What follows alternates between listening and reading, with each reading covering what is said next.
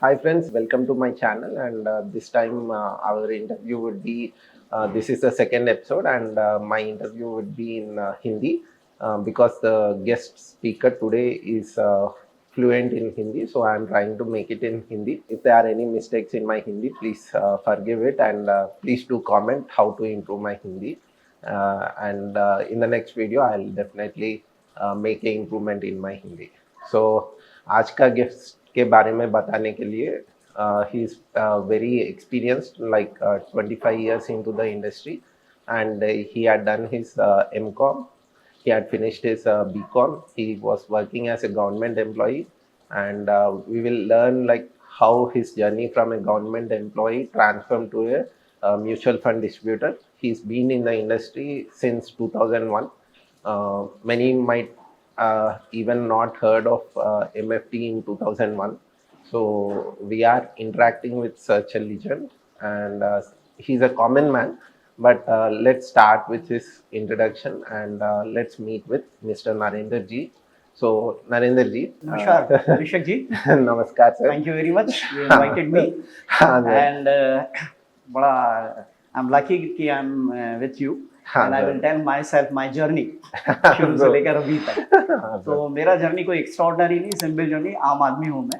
हाँ sir. मेरे को पढ़ने का बहुत शौक था. हाँ तो मेरे डैडी को बोला मेरे को yes you can study whatever. Earlier तो मैं जॉब में लग गया किसी भी तरह, क्योंकि उस टाइम में 2090 में when I complete my MBA या उसके पहले 84 के पहले जब ग्रेजुएशन हुआ तो जॉब में लग गया मैं. And I was doing that simple job चल रहा था. साइमल्टेनियसली मेरा एक एग्जीक्यूटिव इंजीनियर कनेक्टेड हुआ. वो कहता है कि यार कि आप और पढ़ाई क्यों नहीं करते. हाँ sir. तो मैंने कहा ठीक है पढ़ाई करेंगे तो क्या करो, एमबीए करो. एमकॉम कर लिया है. तो मैंने कहा ठीक है एमबीए कर लेते हैं. एमबीए करने के बाद मेरा दिमाग कुछ ज़्यादा चलने लगा क्योंकि मैनेजमेंट वाली चीज़ है उसमें सीख ली मैंने. हाँ अब इत्तेफाक से वो जॉब कंटिन्यू हुआ. Then I was continuing my job. हाँ तो असाइनमेंट से मेरे डैडी मम्मी के असाइनमेंट्स जो उनका क्या बोलते हैं सिस्टर का marriage and pension and domestic work थे. तो डैडी मम्मी बोलते थे नहीं गवर्नमेंट जॉब है, यू कांट लिव दैट, हमारा क्या होगा.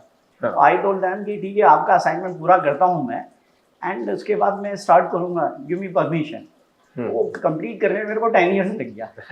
Then I got chance and 2000 में settle in Hyderabad and start किया अपना जर्नी. 1 साल जॉब किया, लेफ्ट द जॉब. अब करे तो क्या करे, जो पढ़ा वो पढ़ाते हैं. I started my printing A visiting card and explain that marketing advertisement finance investment. शुरू में कई कंपनियों से एसोसिएट हुआ, कंपनी का मेरे से एसोसिएट हुई. मैंने स्टार्ट वर्किंग. 5 year का स्ट्रगल था. उसके बाद फाइनेंस का नॉलेज था, कम्युनिकेशन स्किल बहुत अच्छा था, लोगों को कन्विंस करने में एक्सपर्ट था. I feel that I can talk in जंगल में शेर भी. तो वो एक जोश था, एकदम था. कई लोग सुनना भी पसंद नहीं करते तो स्टार्ट करता था और कंटिन्यूटी बनी रहती थी. इवन 5 घंटे तक लेक्चर देता था. इस तरह से मेरे इंश्योरेंस में आया, इंश्योरेंस में काफ़ी मज़ा आया. फिर न्यू इंडिया में आया, फिर और भी कंपनियों से कनेक्ट हुआ, धीरे धीरे चला. म्यूचुअल फंड इंडस्ट्रीज में भी आ गया. 2005 में क्लियर एग्जाम नहीं हुआ तो then I stop that and फिर एक चांस मिला, देन आई स्टार्टेड. तो मुझे फाइनेंस में आने में ये लगता था कि लोगों को करोड़पति बनाना है. हाँ. अब करोड़पति बनाना तो कैसे बनाना. हाँ. इंश्योरेंस में तो इन्वेस्टमेंट नहीं है, वो तो इंश्योरेंस है, सिक्योर होता है आदमी. तो मैंने सोचा नहीं यार इंश्योरेंस नहीं, म्यूचुअल फंड में आओ. म्यूचुअल फंड में स्टार्ट किया. देन मेरे को म्यूचुअल फंड का काफ़ी कुछ नॉलेज आई है और नॉलेज में सिंपल म्यूचुअल फंड के बारे में सारी चीज़ें नहीं बताता. देन लोगों को करोड़पति कैसे बनना ईजी बताता. वही सेविंग 5,000 रुपये करो एंड 25 years में 12-15-20% में 1 करोड़ से ज़्यादा ही बनेगा. That I simple make a crorepati. हाँ, तो बढ़िया है सर. आपका बैकग्राउंड तो बहुत सिंपल बात में बता दिया. तो अभी सर म्यूचुअल फंड इंडस्ट्री में बहुत रेवोल्यूशन आ गया. पिछले महीने आप देखें तो न्यूज़पेपर्स में 60 लाख करोड़ का इन्वेस्टमेंट आया. म्यूचुअल फंड इंडस्ट्री का वैल्यू इतना बढ़ गया. तो बहुत सारे जिन्हें यंग जनरेशन होने दो, रिटायरमेंट में आने वाले बंदे होने दो, कोई भी होने दो, मार्केट के अंदर आजकल एफडी से ज़्यादा म्यूचुअल फंड की तरफ इन्वेस्टमेंट करने के लिए कोशिश कर रहा.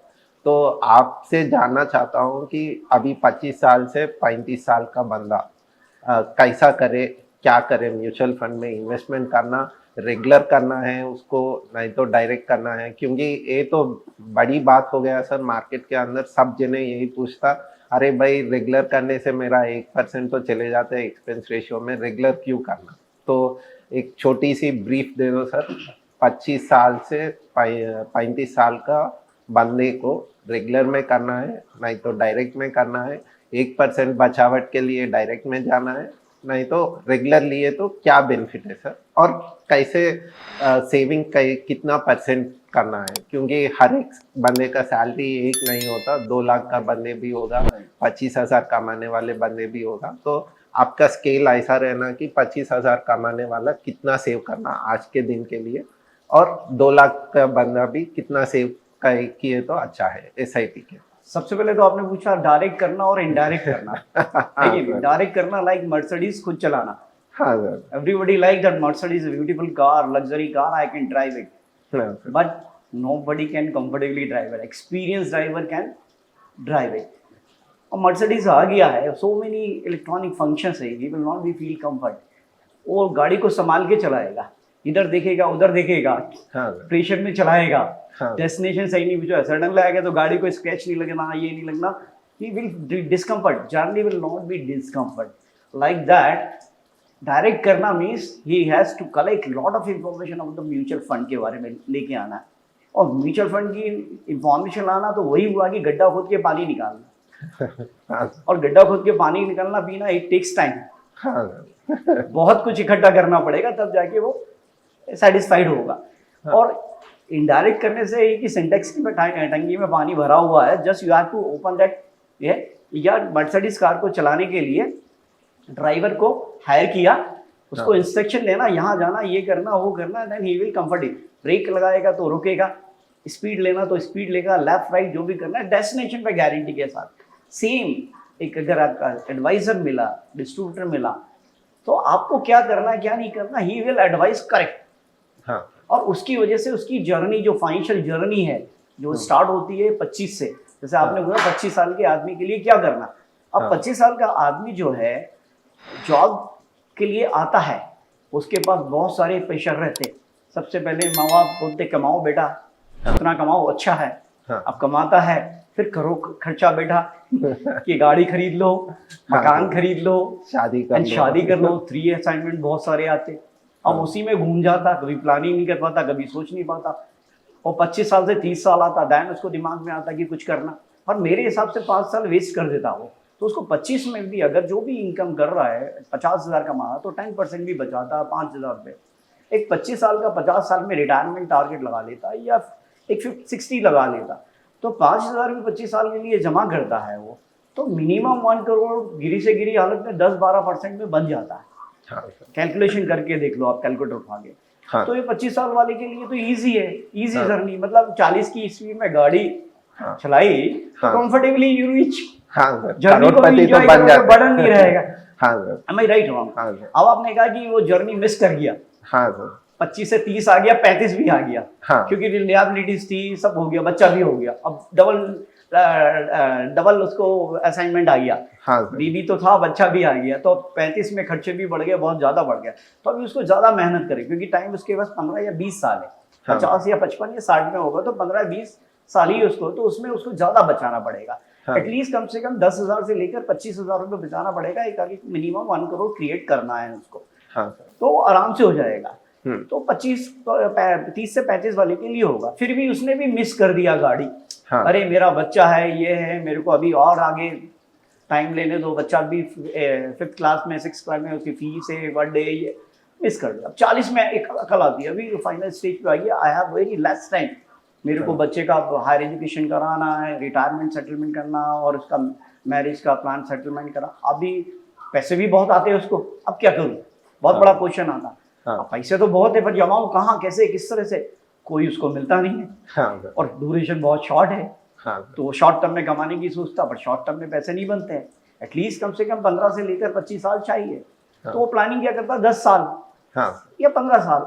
तो वो सिक्योरिटी भी चाहता है और पैसे बनना भी चाहता है। तो अगर सिक्योरिटी चाहता है तो ऐसे स्कीम में लगाओ 10-12%। अब कौन सी स्कीम में लगाओ, तो बहुत सारी स्कीम है। अभी सिक्योर चाहिए तो बैलेंस एडवांटेज फंड है, उसमें डाल सकता। अब 25 वाला है तो स्मॉल कैप में भी डाल सकता, फ्लैक्सी कैप में भी डाल सकता था।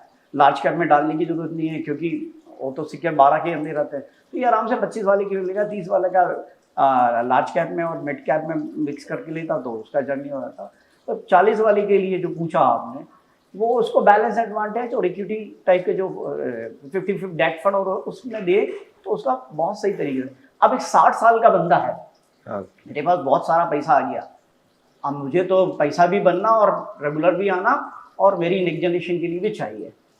तो मैं ये सजेस्ट करता हूँ, पैसा बहुत सारा है, एक तो रेगुलर इनकम ले लो आप, अगर सब उसको कि 1 करोड़ के करीबन है तो लमसम जमा कर दो, एफडी में मत जमा करो। जनरली लोग ओल्ड एज वाला एफडी सोचते कि मेरा सेफ पैसा, तो म्यूचुअल फंड में भी सेफ है, कहीं डूब के लेके नहीं भाग जाएगा। एवरीथिंग इज सेवी, RBI and government of India लगे हुए, तो डूबने के कोई चांस ही नहीं है। तो अगर इन्वेस्टमेंट कर देता बैलेंस एडवांटेज फंड में तो उसको 8 से 10% रिटर्न आएगा, अगर उसको आराम से रेगुलर इनकम आएगी, he will be happy and next generation को ऑटोमेटिक नॉमिनी को मिल जाएगा। और अगर 50 वाला अपने ग्रैंड सन के लिए कुछ गिफ्ट करना चाहता है, उनका वेल्थ क्रिएशन चाहता है, तो अगर ग्रैंड सन आ गया 1 साल का है, हर महीने के लिए सिप डाल दे, या जब तक जिंदा है तब तक करे, बाकी फिर वो उसके बच्चे लोग कर लेंगे। एंड अगर लमसम 1 लाख रुपए का गिफ्ट कर दे एंड छोड़ दे 25 साल 50 साल, मिनिमम 10 करोड़ से 100 करोड़ बन जाएगा। तो मेरा कहने का मतलब life is very easy financially. लोग इजी तरीके से समझना, वेरी सिंपल। वो म्यूचुअल फंड का फंडा है, ये large cap, mid cap, small cap, age group, ये ग्रुप, सिंपल तरीके से बताना। तो सिंपल थिंग ना सामने वाले को समझ में आता और इजी तरीके से समझाने से कनेक्ट हो जाता और इजी तरीके से कर लेता।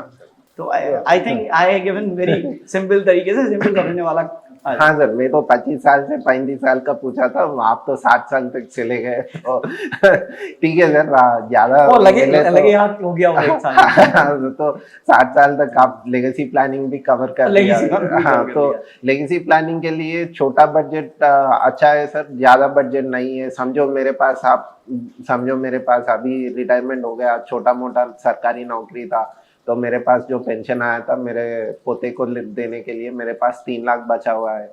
अभी 3 लाख सेविंग करने में आदमी को ये सोच में जरूर पड़ता कि अरे भाई 3 लाख में क्या मिलता भाई, आज तो 50,000 खुद का खर्चा निकल जाते, तो 3 लाख में क्या सेविंग करूं। तो इसके लिए आप क्या बोलते सर? आप तो छोटा पहले ही बोल दिया लेगेसी प्लानिंग का करेंगे 1 लाख से बोल के, पर अगर 50 साल भी नहीं है, 3 लाख से कुछ देना है पोते को, तो कैसा करेंगे सर? देखिए, छोटा बड़ा कुछ भी नहीं होता है। हाँ सर। बूंद बूंद से सागर बनता है, कौवे की कहानी सुनिए। पानी झटाक पड़ता पीने के लिए किया। हाँ। तो अगर छोटा उसको 3 लाख रुपए भी है, अब उसको लमसम जमा करना, लमसम कर सकता है, या तो फिर उसको हमारे पास बैलेंस एडवांटेज फंड में डाल के रेगुलर इनकम कुछ ले सकता है वो, और उसको री इन्वेस्टमेंट कर सकता है। अच्छा। तो वो एक तरह से साइमल्टेनियसली होगी, प्रिंसिपल भी उसके हाथ में, मनमुट्ठी लाख रुपए की उसकी है, और मनमुट्ठी उसकी लाख रुपए की फाइनल, उसको वेल्थ क्रिएशन के लिए सिप डाल दिया। सडनली कुछ इमरजेंसी आ गई तो वो पैसा निकाल सकता है। जब तक जिंदा है तो उसको फाइनेंशियल सिक्योरिटी है, तो वो उसको एक फायदा है। तो मेरे हिसाब से छोटा बड़ा कुछ नहीं, आदमी की कैपेसिटी कितना पैसा छोटा बड़ा नहीं होता, अमीर गरीब कुछ भी नहीं होता, पैसा पैसा होता है, उसकी वैल्यू होती है। अब वो छोटा आदमी है तो उसकी छोटी वैल्यू होगी, छोटा खर्चा होगा, बड़ा आदमी है तो बड़ा है। तो नथिंग डिफरेंस। म्यूचुअल फंड तो 500 रुपए वाले के लिए भी, 100 रुपए वाले के लिए भी, और 1 करोड़ वाले के लिए। तो छोटा बड़ा कुछ भी नहीं है, सामने वाले को कितना चाहिए, कब चाहिए, कैसे चाहिए। I think I given A satisfactory reply.